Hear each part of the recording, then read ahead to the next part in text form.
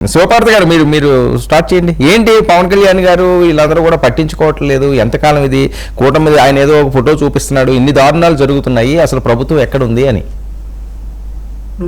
ముందుగా మీకు ప్యానెల్లోని పెద్దలకి వీక్షకులకి గుడ్ ఈవినింగ్ అండి. Very good evening. Shekhar Reddy గారు మాట్లాడుతుంటే కొడకలు గిడకలని ఒకసారి నేను ఒక వీడియో చూపిస్తాను సార్.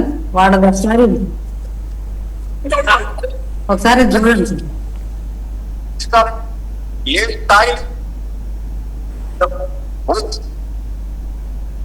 వినిపించట్లేదండి, అది చూడండి సార్. ఇది కొంచెం వినిపించట్లేదు, క్లారిటీ లేదు, వాయిస్ ఏంటండి వినిపించట్లేదు, అదేంటో.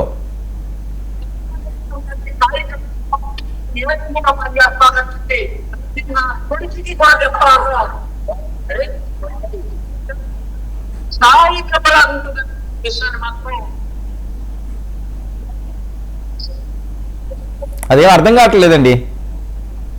అంటే వీళ్ళ సుభాషితాలు వినిపించానండి. గతంలో వీళ్ళు కొడుకులు గిడుకులు అని మేమేదో మాట్లాడామంటున్నారు కదా, ఆ భాషకి care of address, patent rights అన్ని ఉన్న వైఎస్ఆర్సీపీ పార్టీ ఆణిముత్యాలను కొంచెం వినిపించాం సుభాషితాలను.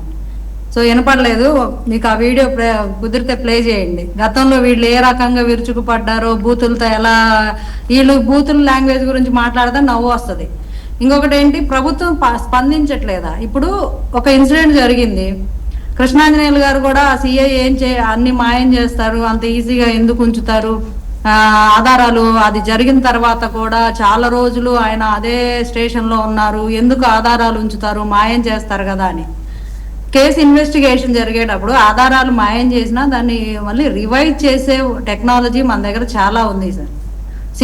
టీవీ ఫుటేజ్ దొరకపోతే అంతకుడు ఎక్కడో ఒక చోట ఏదో ఒక మూల ఏదో ఒక చిన్న ఒక దారం దొరికినా కూడా మొత్తం ఇన్వెస్టిగేట్ అవుతుంది అనేది కూడా మనకు తెలుసు. ఎన్ని కేసులు ఒక చిన్న ఆధారంతో కూడా కేసు మొత్తం తవ్వి తీసి శిక్షలు విధించిన సంగతులు ఉన్నాయి. ఇప్పుడు స్పెషల్ ఇన్వెస్టిగేషన్ టీమ్ ని వేశారంటే అర్థం ఏంటి? ఫస్ట్ ఎస్పీలు అన్నారు, తర్వాత మళ్ళీ ఎవరెవరో వచ్చారని శేఖర్ రెడ్డి గారు అంటున్నారు.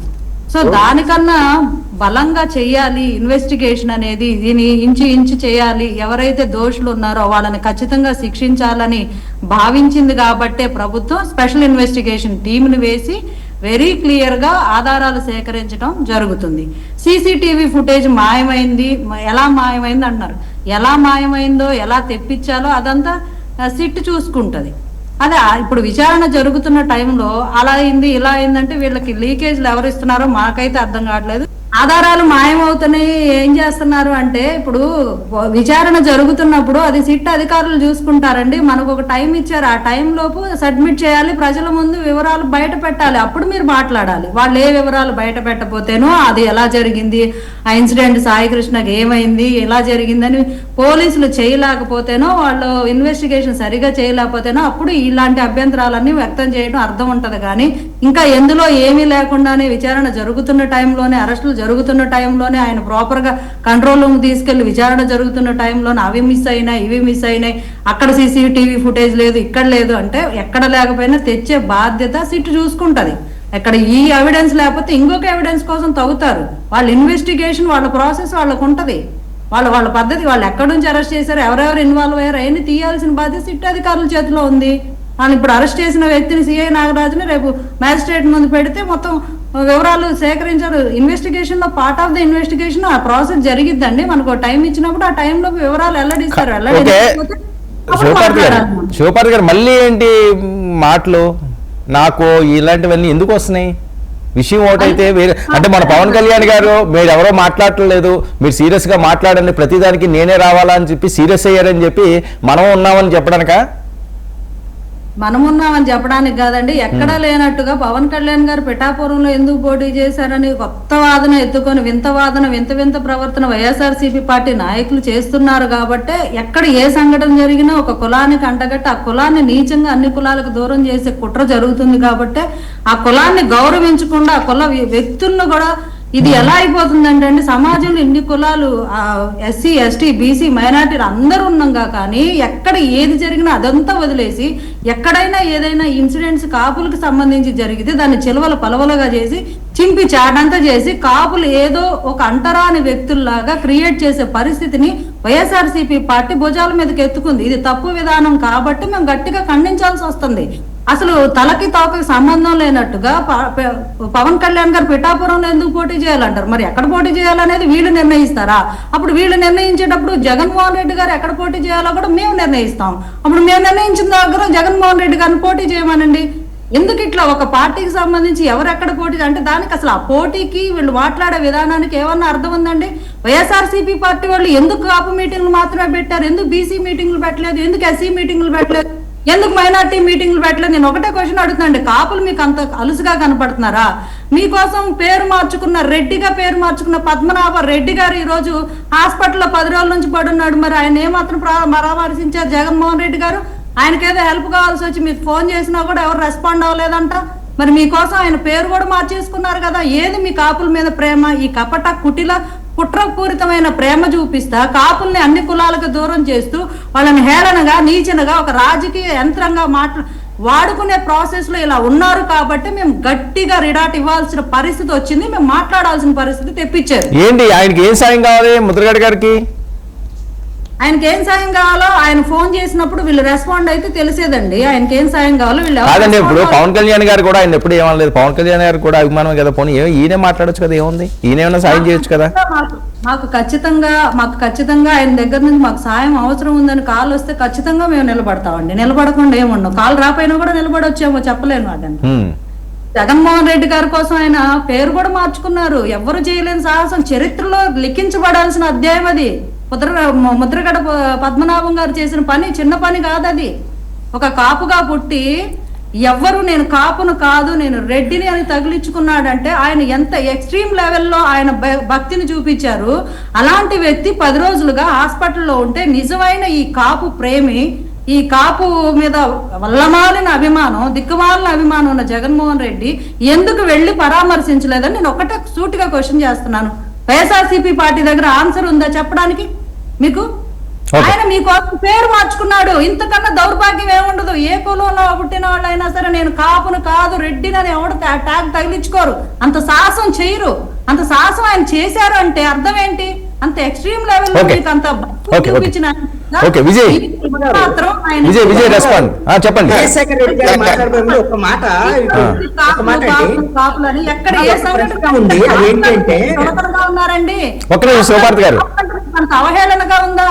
ఎందుకు ఎక్కడ ఏ ఇన్సిడెంట్ జరిగినా దాని వెనక కాపులు ఉన్నారా లేదా? అది కాపులకు సంబంధించిందా లేదా? దాని వెనక చిలవలు పలవ. సరే ఓకే చాలా సేపు వెయిట్ చేస్తున్నారు. ఏంటి కృష్ణారెడ్డి గారు ఆయన మాట్లాడి మీరే మాట్లాడారు కానీ ఆయన మాట్లాడే ముందే శివపార్వతి గారు ఒక మాట అన్నారు కాబట్టి విజయశేఖర రెడ్డి గారు సమాధానం చెప్తారని నా పాయింట్ ఒకటే మాట. నేను ఎక్కువ ఆయన టైం తీసుకోను. ఒకటి, మేమంత సిట్ అంతా దర్యాప్తు జరుపుతుంది, అన్ని విషయాలు బయటకు వస్తాయి, అన్ని ఆవిడ ఒక ఇది ఇచ్చారు కదా. ప్రజలకి న్యాయం చేయటం ఎంత ముఖ్యమో జరుగుతుందని చెప్పటం కూడా అంతే ముఖ్యం. ఈ ప్రభుత్వము ఏదైతే ఇప్పుడు వరకు ఈ మొత్తము నెల 15 రోజుల పాటు జరిగినటువంటి సాయి కృష్ణ ఎపిసోడ్ లో ఒక్కటి కూడా అధికారికమైనటువంటి ప్రకటన ప్రభుత్వం నుంచి లేదు. ఇప్పటికైనా సిట్ దర్యాప్తు తర్వాత విజయవాడ సిపితో ప్రెస్ కాన్ఫరెన్స్ పెట్టించండి. అదే విధంగా హోంమంత్రి ప్రెస్ కాన్ఫరెన్స్ పెట్టించండి. హోంమంత్రి ఏమన్నా రాజకీయంగా ఎదుటోళ్ళని తిట్టడానికి మాత్రమే హోంమంత్రి ఉందా? చర్చిద్దాం. విజయ్ రెస్పాండ్ అవ్వండి. ఇస్తానండి శివపార్తి గారు ఇస్తాను. ఒక నిమిషం విజయ్ మాట్లాడాను. చాలా సేపు పెట్టి వెయిట్ చేస్తున్నారు కదా. సరే ఒక్క నిమిషం శివపార్తి గారు ఆయన చాలా సేపు పెట్టి వెయిట్ చేస్తున్నాడు. ఒక్క నిమిషం ఆయన మాట్లాడివ్వండి. విజయ్ పవర్ కూడా వచ్చినట్టున్నది. విజయ్ సార్ పౌరుడు వచ్చింది, దాన్ని బట్టి అర్థమవుతుంది సార్ ఎవరి వైపు సత్యం ఉందో ఎవరి వైపు దేవుడు ఉన్నాడో క్లియర్ గా మన శేఖర్ రెడ్డి గారికి అట్లాగే కృష్ణారెడ్డి గారికి అర్థం కావాలి. సార్ నేను ఒకటే సింపుల్ గా అడుగుతున్నా, ఇదే జగన్మోహన్ రెడ్డి గారు మీ పార్టీ అధినేత, మీకు ప్రేమైన వ్యక్తి, ఒకానొక రోజు నిండు అసెంబ్లీలో తెలంగాణ ముఖ్యమంత్రి మీద కావచ్చు, తెలంగాణ ప్రభుత్వం మీద కావచ్చు, దిశ అనే ఒక అమ్మాయిని రేప్ చేసి చంపేశారని ఎవరైతే నిందితులు ఉన్నారో వాళ్ళని ఎన్కౌంటర్ చేశారు. కేసీఆర్ గారికి హ్యాట్స్ ఆఫ్, అట్లాగే తెలంగాణ ప్రభుత్వానికి హ్యాట్స్ ఆఫ్, అట్లాగే అక్కడున్న సిపిగా అక్కడున్న పోలీస్ అధికారికి హ్యాట్స్ ఆఫ్ అని చెప్పింది ఎవరు సార్? నా దగ్గర వీడియో ఉంది, చూపిమంటారా సార్? అంటే తెలంగాణలో జరిగితే ఎన్కౌంటర్ జరిగితే ఆ ప్రభుత్వానికి హ్యాట్స్ ఆఫ్, ఆ అధికారులకు హ్యాట్స్ ఆఫ్. అదే ఇక్కడ ఏమైందో తెలియదు. గాది సాయికృష్ణ విషయంలో మిస్ అయ్యాడని మనం ఆడుకుంటున్నాం. ఎందుకు మిస్ అయ్యాడు? చిన్నపిల్లోడు కదా, 22 ఏళ్ళే కదా. మరి తెలంగాణలో రేపు చేసిన కూడా 22, 23 ఏళ్ళే కదా, ఇంకా తక్కువ కూడా ఉంటుంది వయసు. నేను ఫోటోలు కూడా చూసాను తెలంగాణలో ఎన్కౌంటర్ చేసిన వ్యక్తుల్ని. మరి అప్పుడెందుకు మీకు వయసు గుర్తురాలా? ఇప్పుడు మాత్రమే గాది సాయికృష్ణ గారి విషయంలో చిన్నపిల్లవాడు ఇదేదో తెలిసి తెలియక చేశాడు అంటే ఒక క్రిమినల్ మైండ్ సెట్ ఉన్న వ్యక్తి ఇంకో క్రిమినల్ ఎట్టేసుకొస్తాడా? ఇలాగే మాట్లాడాలి మేము. ప్రకటించండి మీరు. ఏమండి విజయశేఖరరెడ్డి గారు, ఇప్పుడు మీరు ప్రకటించండి, సాయి కృష్ణని మేము చంపేశాం, సాయి కృష్ణని మేము చంపేశాం, అతను నేరస్తుడు అని ప్రకటించేసేయండి. సరిపోతుంది కదా. కృష్ణాంజలి గారు ఒక్క నిమిషం, కృష్ణాంజలి గారు ఇస్తానండి.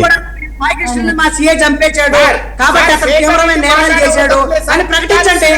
మీకు కూడా కితాబులు వస్తాయి. కృష్ణాంజలి గారు టైం, ఆయన టైం ఓర్చుకోగలను నేను. పార్టీ తరఫున మాట్లాడనే ఒక కనీసం ఇది గౌరవం ఉంది. మీరు కూడా ఎదురు మాట్లాడేటప్పుడు మాట్లాడాలి. అనలిస్ట్ అండి, మీరు పారాస్క్రిప్ట్ గా చదవాల్సింది అనలిస్ట్. మీరు అట్లాగే ఉండండి దయచేసి. మాట్లాడేటప్పుడు కూడా మీరు డిస్టర్బ్ చేస్తారు. సార్ ఒకటి, సార్ మీరు ఇంతసేపు మాట్లాడారు కదా, దయచేసి నాకు టైం ఇవ్వండి. అంటే వేరే స్టేట్ లో జరిగే తప్పుల్ని మాత్రం హ్యాట్స్ ఆఫ్ చెప్పే జగన్మోహన్ రెడ్డి గారు ఈ రాష్ట్రంలో జరిగిన వాటికి ఎందుకు వెనకేసుకొస్తున్నారు? రెండవది, వీళ్ళ నాయకులు సార్ మిస్ అయినా ఎవరైనా పోలీసులు అతన్ని చంపినా మేమెక్కడా దాన్ని వెనకేసుకురాం. ఖచ్చితంగా పోలీసు అధికారులు శిక్షిస్తాం. గాదె సాయికృష్ణ అనే వ్యక్తికి న్యాయం జరిగేలా ఈ ప్రభుత్వం చర్యలు తీసుకుంటుంది. రెండో మాట మాట్లాడింది ఎవరు సార్? అతను కాపు కులస్తుడు, అతను జనసేన పార్టీ సభ్యత్వం ఉన్నవాడు, వాళ్ళ ఇంట్లో 50 మంది జనసేన సంబంధించిన వ్యక్తులు ఉన్నారు. ఎందుకు పవన్ కళ్యాణ్ గారు రెస్పాండ్ కావట్లేదు, ఎందుకు జనసేన కామ్గా ఉందని మాట్లాడింది ఎవరు సార్? వాళ్ళ ఇంట్లో మాట్లాడారా? మాట్లాడింది అంబటి రాంబాబు గారు, మాట్లాడింది వైసీపీ నాయకులు. ఎందుకు మీరు ఒక కులాన్ని అంటగట్టి పవన్ కళ్యాణ్ గారిని ద్వేషిస్తూ, పవన్ కళ్యాణ్ గారిని తప్పుపడుతూ, ఈ ప్రభుత్వాన్ని తప్పుపడుతూ ఎందుకు మాట్లాడారు సార్? మీకు ఒక ప్రతిపక్ష పార్టీగా సర్వ హక్కులు ఉన్నాయి. ఏదైనా ఒక మిస్సింగ్ కేసు అయినప్పుడు, లేదంటే ఏదైనా తప్పు జరిగినప్పుడు మీరు ఖచ్చితంగా నిలదండి మా పార్టీని లేదా మా ప్రభుత్వాన్ని. మేము ఎక్కడా కాదన్నాం. కానీ ఇక్కడ ప్రాబ్లం అంతా ఏంటి? అతను చిన్నపిల్లవాడు, అతను తెలియజేశాడు, అతను కాపు కులస్తుడు, వాళ్ళు రంగా గారి అభిమానులకు సంబంధించిన వ్యక్తులు, ఇవన్నీ ఎందుకు వస్తున్నాయి సార్? అంటే వారైతేనేనా మీరు మాట్లాడతారు, వారైతేనేనా వాళ్ళ ఇంటికి పరామర్శకి వెళ్తారు, లేకపోతే వెళ్ళరా సార్? నేను అంటున్నా, ఇదే సాయి కృష్ణ మీ గవర్నమెంట్ లోనే ఒక మైనర్ బాలికను నలుగురితో కలిసి అక్కడ రేప్ చేశారు. రేప్ చేసినప్పుడు ఆ రోజు అంతా కృష్ణలంగా గగ్గులు పెట్టింది. వారి మైనర్ బాలిక తండ్రి ఆ రోజు అవమానం తట్టుకోలేక ఆత్మహత్య చేసుకున్నాడు. అతను కూడా కాపుకులొస్తే కదా. మరి ఆ రోజు ఎందుకు మీరు ఎవరు మాట్లాడలా? ఆ రోజు అంబటి రాంబాబు గారు కావచ్చు, పేర్లని కావచ్చు, ఈ కుల సంఘ నాయకులు ఎవరైతే ఉన్నారో వాళ్ళని నేను వైసీపీ నాయకులు అన్నాను సార్, వాళ్ళని కుల సంఘ నాయకులని మాట్లాడతా. ఎందుకంటే వాళ్ళు మాట్లాడితే కాపుకుల గురించే మాట్లాడతారు, వేరే మాట్లాడరు. ఆ కుల సంఘ నాయకులంతా ఆ రోజు ఏమయ్యారు? ఆ రోజు ఎందుకు నోరు మెదపలా? మరి అప్పుడు మాత్రం ఎందుకు మాట్లాడలేకపోయారు? అట్లాగే సార్ గిద్దలూరులో వెంకయ్య అనే ఒక వ్యక్తి అన్నా రాంబాబు అనే ఎమ్మెల్యే మీరు మా ఊరికి రోడ్డు వేయండి అని చెప్తే మరుసోజు చనిపోయాడు, చంపబడ్డాడు. ఆ రోజు ఎందుకు మీరు దాని మీద అన్నా రాంబాబు నిలదేలా? ఎందుకు అన్నా రాంబాబుని ఆ పార్టీని సస్పెండ్ చేయాలా? లేదంటే ఎందుకు మీరు చర్యలు తీసుకోవాలా? అతను కూడా కాపుకుల స్త్రీ కదా సార్. ఇలా చెప్పుకుంటూ పోతే ఎన్నో దృష్టాంతాలు. సరే, ఇప్పుడు సాయికృష్ణ అంశం ఏంటి? సాయికృష్ణ అంశంలో మీకు బాధ్యత ఉందా లేదా సార్? మేము ప్రభుత్వం ఖచ్చితంగా దీనికి బాధ్యత తీసుకుంటుంది సార్. నేను అడుగుతున్నా కొన్ని ప్రశ్నలు సార్, సూటిగా కృష్ణాంజలి గారు అడుగుతున్నా. శేఖర్ని వదిలేసా ఈరోజు, కృష్ణాంజలి గారితో మాట్లాడతా ఈరోజు. ఎందుకంటే కృష్ణాంజలి గారు ఎక్కువ మాట్లాడతారు ఈరోజు దాని గురించి. సార్, మే 9వ తేదీ సాయి కృష్ణ మిస్సింగ్ అయ్యారని వీళ్ళు చెప్తున్నారు కదా, కృష్ణాంజలి గారు చెప్పారు కదా. మిస్సింగ్ అయినప్పుడు ఒకవేళ పోలీసులు తీసుకువచ్చింటే, ఒకవేళ వారి తల్లి విజయలక్ష్మి గారు అతన్ని పోలీస్ స్టేషన్ లో చూసింటే, ఆ రోజు ఎందుకు బయటకు వచ్చి ప్రెస్ మీట్ పెట్టలా? లేదు 2 రోజుల తర్వాత ఎందుకు వచ్చి ప్రెస్ మీట్ పెట్టలా? లేదు 2 రోజుల తర్వాత ఎందుకు వాళ్ళ చెల్లి, ఇప్పుడు ఆమె చెల్లిలే కదా సార్ అడ్వకేట్, మరి ఆమెతో ఎందుకు కన్సల్ట్ అయ్యి కోర్టులో పిటిషన్ అయినా? లేదంటే ఎందుకు కోర్టు నుంచి ఒక ఆర్డర్ తేలా? లేదంటే రాజకీయాల దగ్గరికి ఎందుకు పోలా? మే 9వ తేదీ వాళ్ళు అరెస్ట్ చేసింటే పోలీసులు 15వ తేదీనో 20వ తేదీన రావాలి బయటికి. మళ్ళా జూన్ 1st వీక్ వరకు ఎందుకు విజయలక్ష్మి గారు సైలెంట్ ఉన్నారు? ఎందుకు ఆ తర్వాతనే రెస్పాండ్ అయ్యారు? దీనికి సమాధానం చెప్పాలి. అంటే నిజంగా పోలీసులు అతన్ని చంపారో లేకపోతే చేశారో లేదో కరెక్ట్ గా విజయలక్ష్మి గారికే తెలియదు. అతను మిస్సింగ్ కాబట్టి, ఎక్కడా దొరకట్లేదు కాబట్టి, పోలీసులు ఆమెను ప్రశ్నించారు కాబట్టి మీ కొడుకు ఎక్కడ ఉన్నాడు చెప్పమని వాళ్ళే తీసుకువెళ్తారనే ఒక అనుమానంతోనే విజయలక్ష్మి గారు ఈ రోజు ఈ ఆరోపణ చేస్తారు. కానీ ఒకవేళ నిజంగా అవి నమ్మింటే పోలీసులే చంపారు, నాగరాజు గారే చంపారు, నాగరాజు పైన వాళ్ళు చంపారు, కింద వాళ్ళు చంపారు, ఇవన్నీ మాట్లాడతారు కృష్ణాజీ గారు. నిజంగా అదే రైట్ అయితే